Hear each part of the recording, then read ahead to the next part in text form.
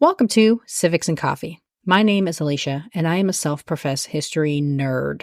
Each week, I'm going to chat about a topic on U.S. history and give you both the highlights and occasionally break down some of the complexities in history and share stories you may not remember learning in high school, all in the time it takes to enjoy a cup of coffee.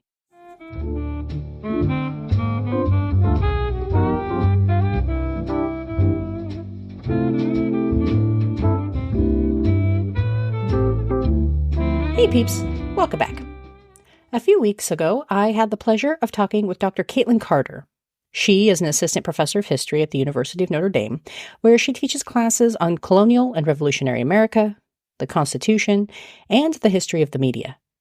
She writes about the origins of representative democracy in the 18th century, specializing in the American and French revolutions.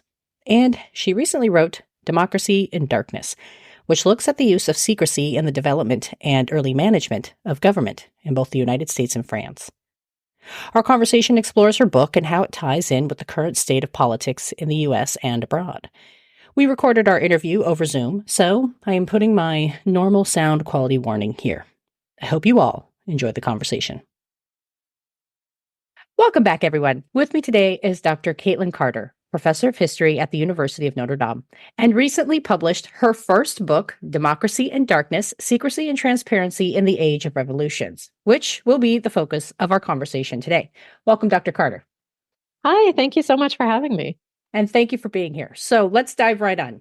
You open up your book by saying that this is a story about the disjuncture between the stated need for transparency versus the applied secrecy in administering representative democracy. So can you expand on what this means and how it drove your research? Yeah, absolutely. So I'm writing about the late 18th century age of revolutions when people in the United States and France in particular are setting up representative democracy. So republics for the first time. And I'm looking particularly at debates over what should be transparent versus what could be kept secret in these new governments. And so, yeah, what I found is that there's this huge emphasis when people are talking or writing about how these governments should function. There's this huge emphasis on transparency as being really essential to guaranteeing that they're accountable to the public and that they function well and make good decisions. But in practice, when we look at how these governments actually got set up and how they actually functioned and worked day to day, often they were closing their doors to the public and they were actually using secrecy a lot more than you would suspect if you just kind of read what they were, writing about theoretically or these kind of ideas that they had. So I thought that was really interesting, and that kind of drove a lot of the questions that I asked when I was doing research for this book. Like, how could they be talking so much about transparency as so essential to this form of government, and yet in practice be constantly kind of limiting the transparency that they're allowing when they're actually building these governments? And what I found, and what I argue in the book, is that I think that's pretty important, that there is this disjuncture between what they're saying and what they're actually doing, and that it might help us better understand democracy and kind of some of the paradoxes that are contained within it. Yeah, it was a very interesting, this book is also a comparative study between the United States and France. And I thought it was a very interesting way that you kind of weaved this story and tried to kind of extrapolate and kind of digest some of the kind of the conversations, the public conversations and how it applied privately. So it was very well done and interesting narrative that you pulled together. Thank you so much. Thanks. And your book investigates the themes of secrecy and democracy through the experiences of the United States and France. And so, what prompted the comparison between these two countries? Yeah, that's a great question. I wanted to undertake a comparison. At some points, it's a comparison. At other points, it's more of kind of looking at them side by side or looking at how they interacted, people in each place interacted with one another. And really, that was prompted partly because both of these countries were working out the same or at least very similar ideas in both places at roughly the same time. Hmm. So I think that alone it kind of warrants us looking at them together. Um, People in both places were also aware of what was happening across the Atlantic in the other place. Now, often they weren't, they weren't totally in the know on all the details of what's going on, but they were at least aware that they were kind of grappling with similar questions and concepts and kind of challenges. And so they are also looking at one another back at the time and kind of thinking about what's happening in each place side by side. And I think that should also kind of prompt us as historians to think about that and look at them not in isolation, since they were not in isolation, right, at the time. But yeah, I think looking at the two contexts, carefully, can help show how significant procedural decisions like the ones that I write about were, and how the function of representative democracy, how it worked, how people thought about it, was slightly different in different places, and how the meaning kind of changed and evolved over time. And I think that comparison really helps highlight those things. Definitely. And you discuss how, despite colonists' demand for publicity from the British government, they largely avoided the same while crafting the Constitution in the United Yeah. States. So, how did the reasoning behind holding the Constitutional Convention influence decisions around secrecy? Yeah, that's a great question. I think it would be easy for us to look at the American revolutionaries and call them hypocrites. We might say, hey, they were demanding a lot more publicity from the British government in the lead up to the Revolutionary War. And then they go to write their own constitution in the 1780s and they close the doors to that process. They do that under oath of secrecy. So it's easy to look at it and say, are they just kind of, completely flip-flopping on this? But I think it's a little more complicated than that. So I think that the experience of the revolution kind of changes their thinking. So in a lot of the state governments that get set up during the war and immediately after the war, they actually do put legislatures, very much at the center of these governments, and they try to design them often to be much more responsive to public input and kind of influence. Often publicity is part of that, like guaranteeing open doors to these legislative meetings or allowing reporters to come inside. Well, a lot of the delegates who go to Philadelphia to write the federal constitution in 1787, they don't really like how those state governments are working. So chief among those, is James Madison. He has these, deep concerns that these state legislatures are actually too responsive, maybe to popular pressure. And so they start to kind of re-examine what they think about representative government and how it should work. And that question of how responsive or reflective an elected assembly should be to public opinion and to the people.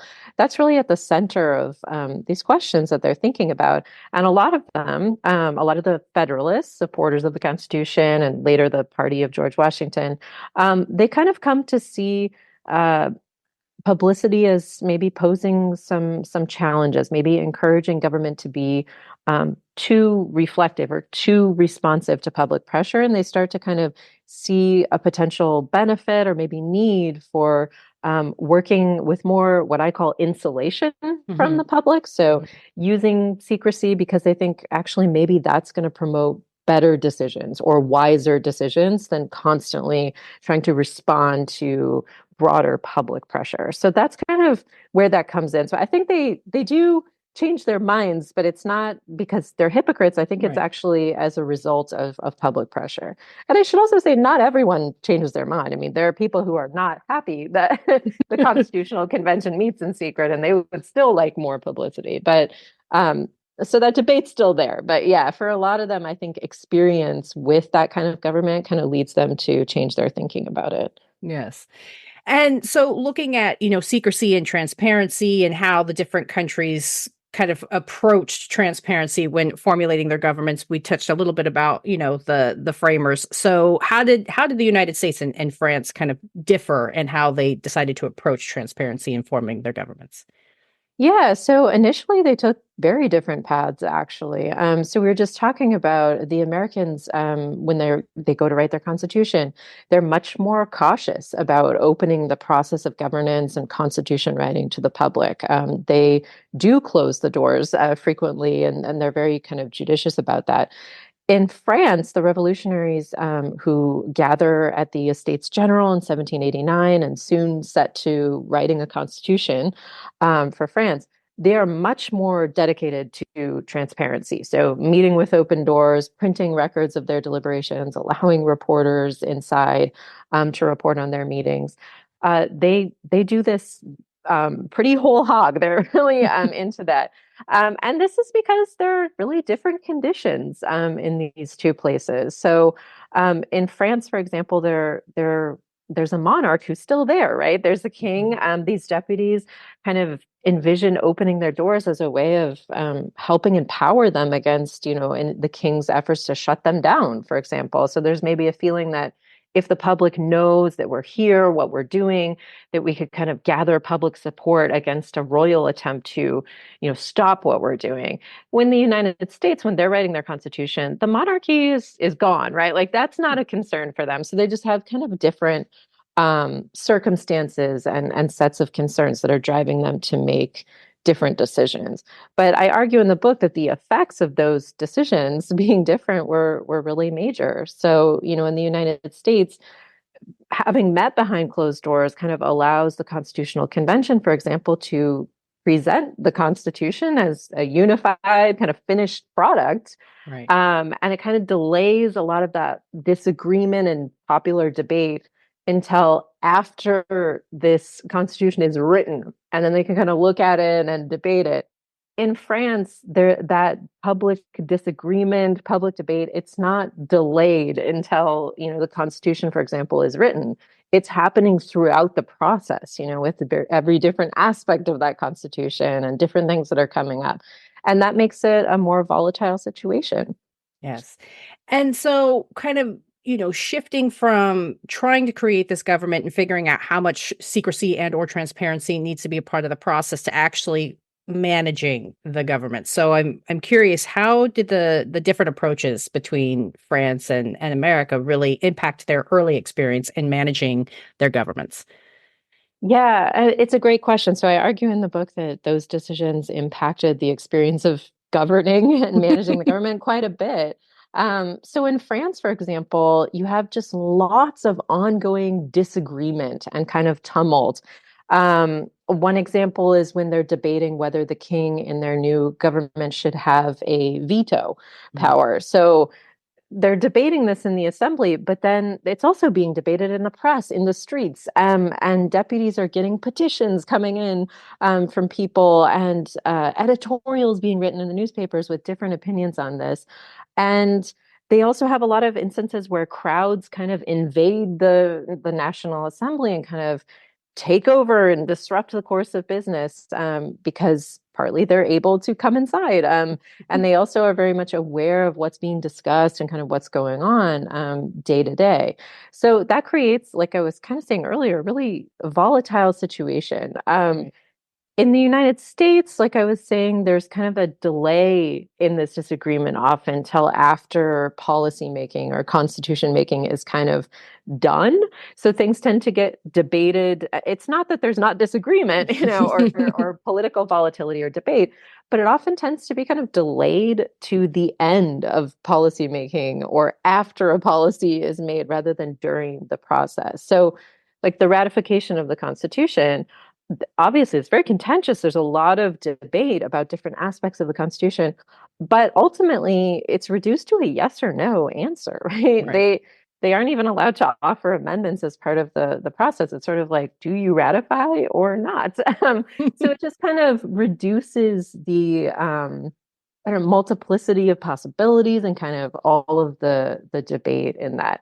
So it leads to much more kind of tumultuous situations in France and less so in the US.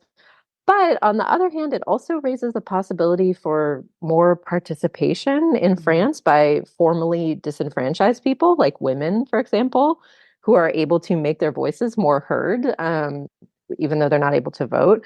Whereas in the US, you have the government being much more kind of restricted and limited to those who are formally enfranchised, which is at the time, white male and often even property owners. So, uh, yeah, so it's kind of, it has multiple effects, Yeah. kind of on two different sides. And we've talked about this a little bit, but one of the central ideas explored throughout your book is how representative democracy evolved by the experience of its implementation. And so, thinking about that, what are some of the key ways that concept really shifted with experience? Yeah, so in general, what I trace over the course of the book in both the US and France is there's kind of this shift from an ideal of what I call reflective representation, which is this notion that, okay, if we're going to have representative government, our representatives should do everything they can to reflect public opinion and kind of mirror public opinion in their decisions. So there's kind of a shift from that idea toward a more insulated style of representation, as I call it. And that idea is that elected officials are maybe better equipped to determine the best interests of the people. Maybe they might know it better than the people themselves, right? And so that they should kind of be able to come together and deliberate without facing so much external or popular pressure to arrive at better decisions, so that they kind of need the space to do that. So we see this in the US with the Federalists supporting the Constitution, which then becomes kind of the party of George Washington, who's very much in favor of this more insulated style of representation. But we also see the shift happen in France. So when the Jacobins, they're kind of known as the most radical, like democratic faction of the revolution, when they really come to power in 1793, they actually start to close off a lot of the government work from the public, really reintroduce secrecy into the government. And they kind of do this because they just think, well, the public is not ready. Maybe they're not quite educated enough to be providing the basis for government decisions. And so we have to kind of have this more insulated style of representation, even if it's temporary, until the public is ready Right. to kind of have this more reflective style. So in both cases, we kind of see this shift from a demand for this more reflective representation toward maybe more of an insulated style of representation. And so we've talked about kind of the framers and how they approached it. We've talked about, the representatives in France and their shifting responses to the populace. But I think one other key piece of any democracy is the press. And Yeah. so, how did the press influence decisions around the utility of secrecy for both the United States and France? Yeah, you're absolutely right. The press is a key player here in this story. So, when I talk about the press in the book, I try to emphasize how important it is to keep in mind the technicalities of how the press actually works, how reporters work and function in the time period. So, for example, I guess whether a newspaper presents itself as sort of a passive account of legislative proceedings, or more explicitly as like a watchdog that's there to kind of like keep representatives accountable. In both cases, reporters are present in legislative meetings and they are trying to report out as close to verbatim accounts of debates as they can. So there are a few effects of this. Like one, it really changes the tempo of politics because it makes it into often a daily kind of process that where the public is able to kind of read every day what's happening. So it creates a new tempo of politics. It also kind of introduces a new awareness in politicians that what they are saying is being recorded, that people can kind of access that. So it introduces kind of that performative aspect into politics. But it's mediated by reporters, right? So the press also are carving out a role for themselves as really central to facilitating this whole process. And the other thing that this really leads to is a lot of mistakes and errors because, we have to keep in mind that this is a time before there are any kind of recording devices. It's really hard. I don't know if you've ever tried, but to handwrite notes and try to write down what someone is saying, or let alone in a meeting you're observing, a verbatim account is really, really hard. Hmm. So often after opening the doors to the press, you have many politicians and political thinkers kind of looking at how this reporting actually plays out and kind of appears in the press, and starting to rethink maybe their dedication to transparency, because they often don't really like the lack of control that they have over Right. how their words get reported, or they have concerns about like the performative aspect of that kind of politics, where you are just speaking maybe for show, right? Or to an audience rather than substantively, in the meeting that you're in. So yeah, the press introduces all kinds of interesting complications, I would say, into this relationship between the public and elected officials. And they're very eager to carve out a role for themselves in facilitating that entire process. Yeah. And I think that's kind of a perfect segue into my next question, which was how does studying this period of history help us understand our current moment in politics?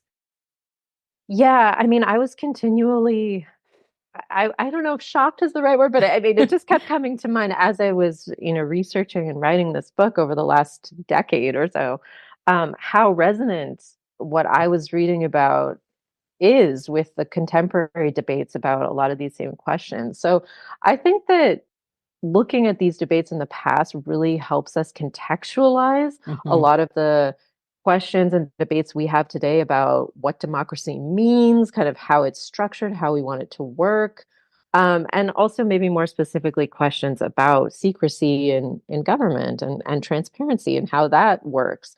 So I think by recovering the origins of how transparency came to be such a central value in democracies, we can see maybe like some of the unintended ways that it can even harm democracy in some moments, and some of the ways that secrecy might actually be useful or beneficial for promoting democracy or democratic outcomes. So, just kind of going back to the origin of these kinds of governments and looking at the debates people had at some of the effects that decisions about transparency and secrecy, some of the effects of those, it can just really help us, I think, step outside of the present framework and kind of Hmm. assumptions that we have, and think about maybe some of the yeah, like I was saying, unintended consequences of these kind of procedures and policies, or kind of just maybe some of the unexpected ways that these things might work Yes. in politics. Yeah, definitely in reading this, I was reminded of the quote. I think it's a Mark Twain quote that, history doesn't repeat itself, but it sure does rhyme. Oh, sure, yeah, yeah. And so, going through the book of like, oh, okay, so these are not new arguments, these are not new discussions, these are not new things that you have to really think about in how to be effective as government leaders. So I thought you did a very good job of making that parallel. Yeah, absolutely. I mean, I think something that also shocked me is just that, technology has changed a lot, right? And I Right. think with that, we would probably assume that these kind of questions are really different, or, there's so many things that could not have been anticipated. That's of course true, but actually what struck me while I was researching this book is just how similar a lot of these Right. debates are to debates that we have today, despite all this different technology. So, Yeah. yeah, it is really interesting. And so kind of also talking about the current moment and, everything kind of becoming polarized and contentious. You discuss how originally the commitment to secrecy during the federal convention was politically expedient, but that it eventually became polarized. So can you expand on this and how maybe it impacted efforts to establish a working government? Yeah, absolutely. So, I mean, during the federal convention when they're writing the Constitution, many of the delegates are kind of very openly write to their correspondents about the benefits of meeting behind closed doors and why they're doing it. And they aren't really seeing that as problematic. But once the Constitution is published for the public to actually consider, it turns out there are a lot of people who don't see it that way. And people who become leading anti-federalists, so advocates against ratification, they often point to the fact that the document was created behind closed doors and in secret as a reason to really question its legitimacy as a product by and for the people. And they kind of start to articulate this idea that if a government is going to be representative, if we're going to live in a republic, that means that the government needs to do its work openly, where the public can see it, can be in dialogue with the government, can contribute its ideas. And so through ratification and then going into the 1790s, this becomes a major divide along political lines. And the 1790s, is very polarized between Federalists and Democratic Republicans. And it really is the opposition, the Democratic Republicans, who really kind of take up this mantle of transparency and advocating for more publicity in government as a way to make it more of that reflective style of representation. So the fact that the Constitutional Convention met in secret becomes kind of a original flashpoint in that kind of debate that then we see playing out again and again over the next decade. And hopping across the pond again for a moment, how did the French Revolution prompt political leaders to really rethink that balance between publicity and secrecy? Yeah, absolutely. So I mentioned earlier that once the Jacobins really come to power in 1793, so this is after they've gotten rid of the king. They guillotined the king in January of 1793, and they've established a republic. And as they're moving toward that, you see the Jacobins start to move a lot of meaningful work off the floor of the legislature and into the Committee of Public Safety, which kind of functions as an executive arm of the government. And they're very, very careful to meet behind closed doors to keep everything very much on lockdown that's done in that committee. And so there's this kind of move toward greater secrecy, sort of this more insulated style of representation, because there's this sense that the public doesn't necessarily agree with the direction that they want to go. And in fact, they face uprisings across France of people who are very opposed to their policies. So they kind of move in that direction.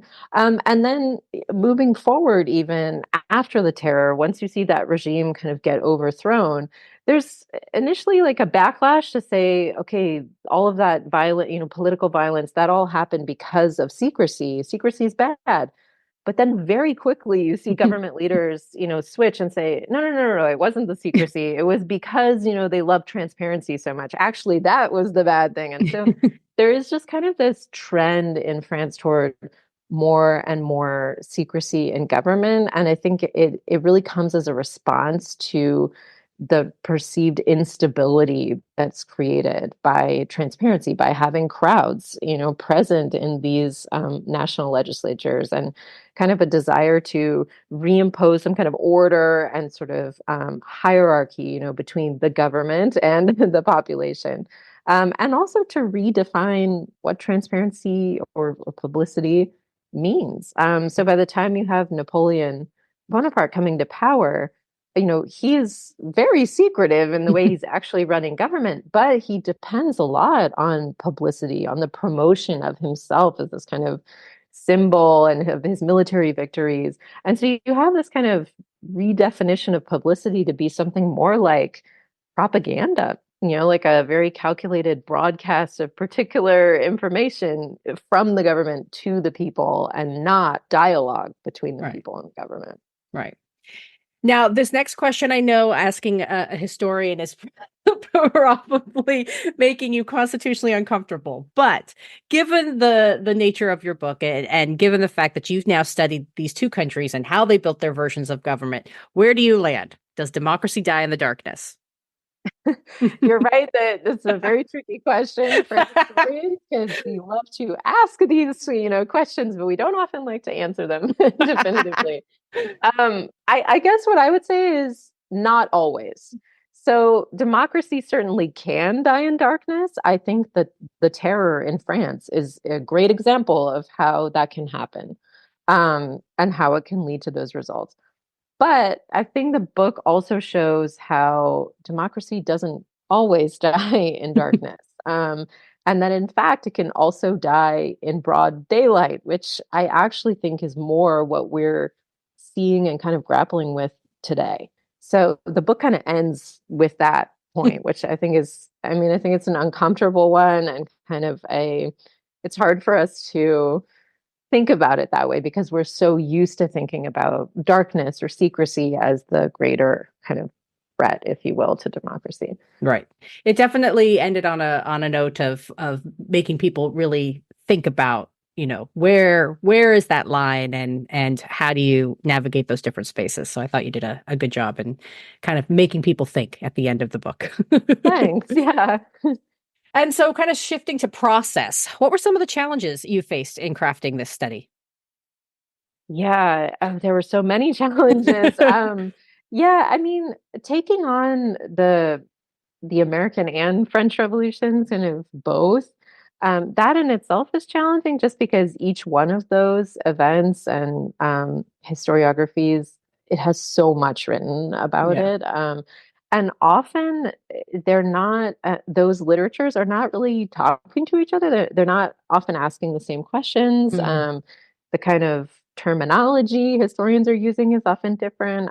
So one of the biggest challenges was just kind of reading so much stuff, about both context and then also putting that material into conversation when it often wasn't directly Hmm. in conversation. So that was definitely challenging. The other thing I would say is just language itself. Hmm. So like the meaning of words, trying to understand and trace concepts when the words for them change over time. So I talk a lot in the book about how they're not in English or French, they're not really using the term transparency Hmm. at the time in the 18th century. They are more using terms like publicity, which today has a really different connotation. Hmm. And so that was challenging in doing the research and the writing. And then just translation too. I was working in two different languages. So looking at similar concepts, but sometimes they explain them in different ways or kind of have different words. So that was also something that was definitely challenging in writing the book. I bet. And so where should people go when they finish your book and they want to learn more? That's a great question. I hope that they do want to learn a lot more about the Revolutionary era and about democracy, kind of the history of democracy. One thing I'll plug is the Age of Revolutions blog. Hmm. I don't know if you've seen this. I'm an editor there. I've written some stuff for them, but it is a great spot to just get to know different scholars and writers who are working on the revolutionary period and writing about things like democracy and revolutions. They have great posts, and you can kind of find different scholars there. So that's a good starting point. There are tons of books that I could recommend. I don't know if you want to learn more, especially about like early American politics. Jonathan Guynap, Mary Sarah Bilder, Lindsay Chervinsky, Sophia Rosenfeld, Woody Holton. These are some great authors. On France, if you want to learn more about politics and the revolution, I'd look at books by David Bell, Colin Jones, or Timothy Tackett. Those are some of the top people that come to mind. There's so much great work out there though. Yes. So yeah, hopefully people can check out the footnotes in my book have a ton of really awesome scholars and other books if people want to dig deeper. Awesome. And where should people go to learn more about you and your scholarship? Yeah, so I'm a professor at the University of Notre Dame in South Bend, Indiana. So one place they can go is they can look at my faculty page on the history department website at Notre Dame. That gives a list of all the like articles, blog posts, other interviews, things like that I've done, and my email address, so people can get in touch with me. And yeah, otherwise, another great resource I was just mentioning the Age of Revolutions blog. I'm an editor there. I've posted some things there, and that also has a lot of cool stuff for people to check out. Wonderful. And as we close out, is there anything we haven't covered yet that you wanted to highlight for future readers? I would just revisit a point when we were talking about the present. I think that something that I really believe in as a historian, and that writing this book really emphasized for me is just that history can be such a powerful tool to help you navigate Hmm. current political questions and controversies. So I just think it can be so helpful for breaking us out of a lot of assumptions that we have and kind of current frameworks to see how those things came to be and help us, really imagine solutions to problems that might seem really intractable that we're facing today. So I hope my book kind of helps people make that break out of the current framework and start thinking about things in new ways. I love that. I love that as a plug for history. As a budding historian myself, I've always found history to be quite grounding and help us kind of understand our current moment and to understand how, again, they're not the exact same situations, but very similar situations, and how we have in the past dealt with, overcome, or, failed to address some of these larger questions. And so I think that is a wonderful note to end on. Absolutely. And so, to the listeners out there, I highly, highly, highly recommend picking up a copy of Democracy in Darkness. Dr. Carter wonderfully illustrates the early processes and concepts that built our political system. And like we've been talking about, it's a very fascinating and intriguing comparative study. Thank you again, Dr. Carter. Thank you so much. Thanks again to Dr. Carter for spending some time with me. To learn more about her, including the blog she mentioned, be sure to head over to the website at www.civicsandcoffee.com. I have added the information to the show notes for this episode. Thanks, peeps. I'll see you next week. Thanks for tuning in, and I hope you enjoyed this episode of Civics and Coffee. If you want to hear more small snippets from American history, be sure to subscribe wherever you get your podcasts. Thanks for joining me, and I look forward to our next cup of coffee together.